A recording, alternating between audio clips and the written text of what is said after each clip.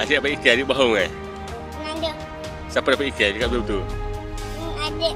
Adik kau abang ni. Abang ni. Ah. Adik. Adik pegang je. Oh, nipu ni. Ya. Tolong. Tu.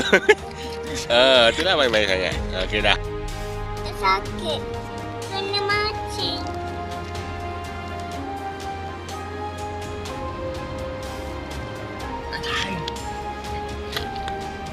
Mak, dia tak bisa. Apa? Sedih. Bukan tu.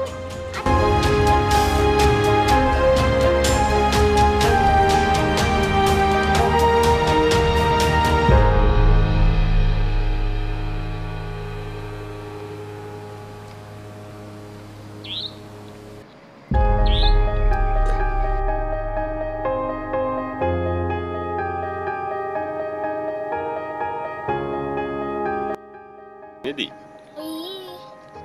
kenapa ikan tu tak pusing? Pusinglah nak tengok body.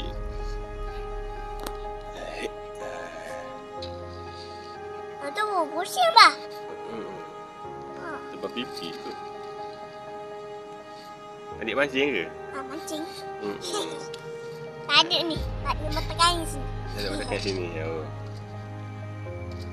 Ada je mata kain situ.